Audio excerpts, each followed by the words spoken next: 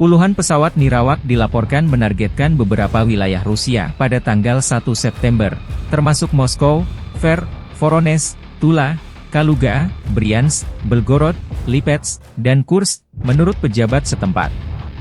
Militer Ukraina melancarkan serangan drone besar-besaran ke wilayah Rusia.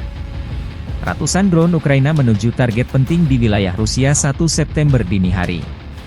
Kementerian Pertahanan Rusia mengklaim bahwa 158 pesawat nirawak ditembak jatuh pada malam hari. Wali kota Moskow Sergei Sobyanin mengklaim bahwa sedikitnya 9 pesawat nirawak ditembak jatuh di wilayah ibu kota Rusia. Salah satu pesawat nirawak dilaporkan hancur di dekat kilang minyak Moskow, menurut Sobyanin. Salah satu bangunan kilang rusak dan kebakaran dilaporkan terjadi setelah serangan itu, lapor kantor berita milik negara Rusia RIA Novosti.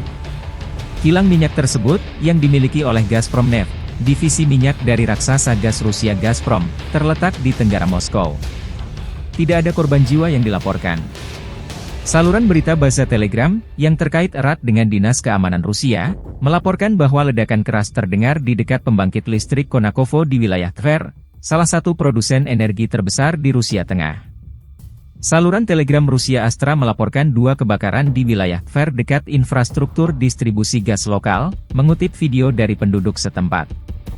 Setidaknya 3 pesawat nirawak dilaporkan menargetkan pembangkit listrik Kashira di wilayah Moskow, menurut Mikhail Shuvalov, kepala distrik kota Kashira.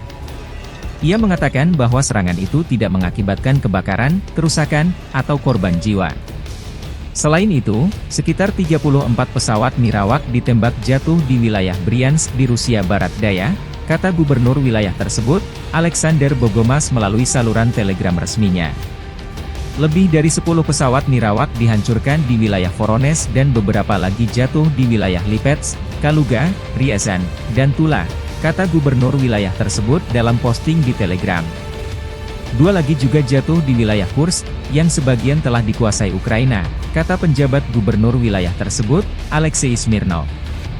Saat serangan Kiev ke Kursk Oblast memasuki minggu keempat, Ukraina dilaporkan menguasai lebih dari 1.290 km persegi, 500 mil persegi, dan 100 permukiman, kata Panglima tertinggi Oleksandr Syrsky pada 27 Agustus.